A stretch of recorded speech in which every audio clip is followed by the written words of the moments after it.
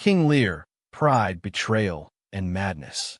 Few stories in world literature explore human emotion as powerfully as Shakespeare's King Lear. It is a story of pride, love, betrayal, madness, and a painful discovery of truth. Today, we will journey through this masterpiece, a story about an aging king who loses everything not because of fate, but because of his own choices. A story filled with lessons about family, power, and human nature. This is the tragedy of King Lear. Part 1. Who is King Lear? King Lear is the aging ruler of Britain. He is powerful, respected, and used to being obeyed. But he is also proud, emotional, and easily flattered. Lear has 3 daughters. Goneril, eldest, clever but cruel. Regan, middle daughter, cold and heartless.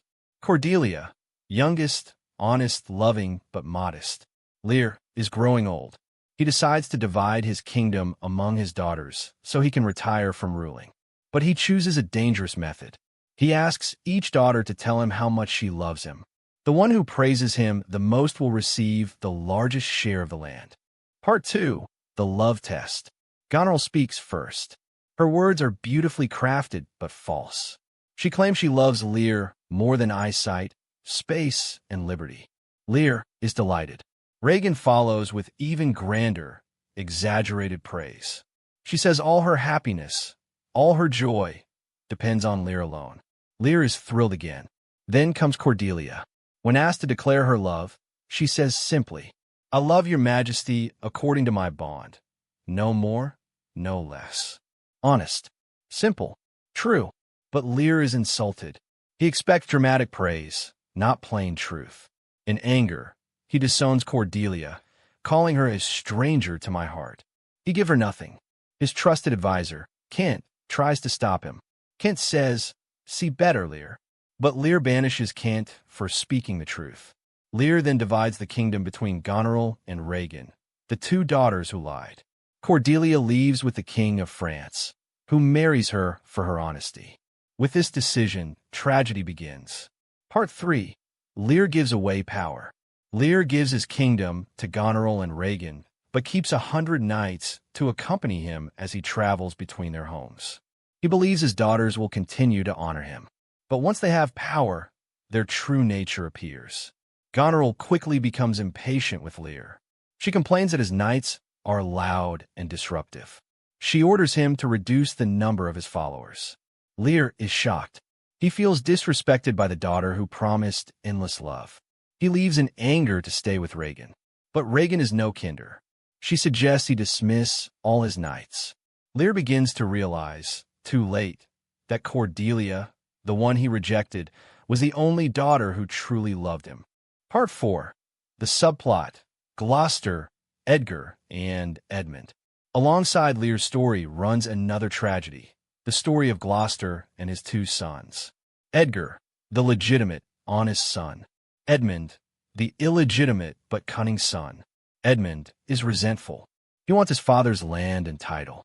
He plans to destroy Edgar and gain power. He tricks Gloucester by forging a letter that suggests Edgar plans to kill his father. Gloucester believes the lie. He rejects Edgar, just as Lear rejected Cordelia.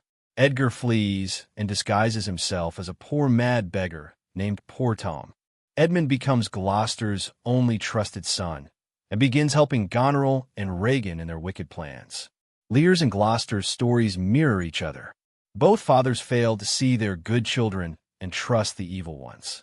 Part 5. The Storm and Lear's Madness. Lear arrives at Regan's home expecting comfort. Instead, he finds betrayal. Regan and Goneril unite against him. They shut their doors. They leave the old king out in the cold night. Lear, once a mighty ruler, is now homeless.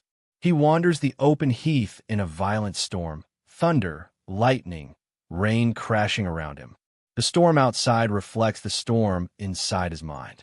Lear cries out, "I'm a man more sinned against than sinning." Accompanied only by his fool and the disguised Kent, Lear begins to lose control of reality. He rants about injustice, about daughters, about kingship, about the suffering of the poor.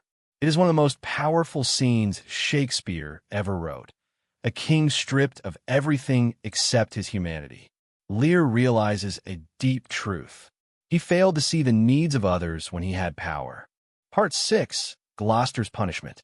While Lear suffers in the storm, Gloucester learns that Goneril and Regan plan to kill the king. He secretly helps Lear find shelter in a small hut. But Gloucester's kindness is discovered. Regan and her husband, the cruel Duke of Cornwall, punish him brutally. In a shocking scene, Gloucester is blinded. As he cries out, one of the servants rebels and fights Cornwall, who ends up mortally wounded. Gloucester is left helpless, just like Lear. He realizes he misjudged Edmund and Edgar. He says, "I stumbled when I saw." Now blind, Gloucester understands the truth. He is guided by a stranger, his own son Edgar, still disguised.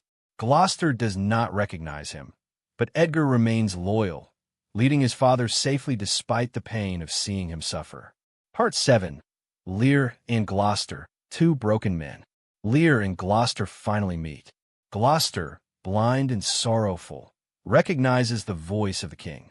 Lear, in his madness, speaks of regret, justice, and the cruelty of human nature. The two men understand each other deeply. Both were rulers, both misjudged their children, both lost everything. Their suffering brings wisdom, but it is too late to repair the past. Meanwhile, war approaches. Part 8. Cordelia returns with an army. In France, Cordelia hears of her father's suffering. She does not seek power. She seeks only to help him. She brings the French army to Britain, not to conquer, but to rescue Lear. Lear is found sleeping. When he wakes and sees Cordelia, he is overwhelmed with shame. He kneels before her, begging forgiveness. "You have some cause to hate me. I have none to love you." But Cordelia embraces him. She holds no anger. Her love is pure and forgiving. The moment is tender and emotional. Father and daughter are finally reunited, but their happiness is fragile. Part 9. The Final War. Goneril and Regan join forces against France. They also begin fighting each other, not for power, but for the affection of Edmund. Regan loves Edmund. Goneril, though married, also loves him. This twisted love triangle leads to poison, jealousy, and treachery. The English forces win the war. Lear and Cordelia are captured. Despite the victory, Edmund secretly orders that Cordelia be executed in prison. His cruelty reaches its peak, but the truth is about to come out. Part 10. Justice arrives late. At the end of the war, Edgar reveals his true identity. He challenges Edmund to a duel and defeats him. Edgar tells Gloucester the truth, but Gloucester dies from overwhelming emotion, a mix of joy and shock. Meanwhile, Goneril poisons Regan out of jealousy. Goneril kills herself. Cornwall is already dead. Gloucester is dead. Edmund is dying. The villains have destroyed themselves. But one final tragedy remains. Part 11. The Death of Cordelia. As Edmund lies dying, he tries, too late, to stop the order to kill Cordelia. Messengers rush to the prison, but they arrive too late. Cordelia has been hanged. Lear enters carrying her body in his arms, crying, "No, no, no life. Why should a dog, a horse, a rat have life, and now no breath at all?" His heart breaks completely. In his final moments, Lear believes he sees her lips moving. He dies from grief beside his beloved daughter. Part 12. Themes and Lessons. King Lear is a masterpiece because it explores powerful themes that continue to speak to us today. 1. The danger of pride. Lear's pride leads him to misjudge his daughters, losing his kingdom, his family, and eventually his sanity. 2. Appearance versus reality. The flattering daughters seem loving, but are cruel. Cordelia is silent, but truly loyal. Edmund appears trustworthy, but is deceitful. Edgar appears mad, but is noble. 3. Family and betrayal. The deepest wounds in the play come from family betrayal, and the greatest healing comes from family love. 4. Madness and wisdom. Lear becomes wiser as he loses his sanity. Through suffering, he learns compassion and humility. 5. Power and responsibility. Lear learns too late that leadership requires more than authority. It requires kindness, insight, and justice. 6. The cost of blindness. Both literal and emotional blindness lead characters to disaster. Seeing the truth comes only through suffering. These lessons make King Lear timeless. Closing. This is the tragedy of King Lear, a story of a ruler who gave away his kingdom but lost himself, a story of a father who rejected the daughter who loved him most, and a reminder that wisdom often arrives too late. Through its powerful characters and emotional depth, Shakespeare's King Lear teaches us about family, humility, and the importance of seeing truth beyond flattery. Thank you for joining this journey through one of Shakespeare's greatest works. May its lessons continue to inspire thought, compassion, and understanding. Hi everyone, I am your white fairy friend. If you enjoyed this video, please like, comment, subscribe, and share it with your friends.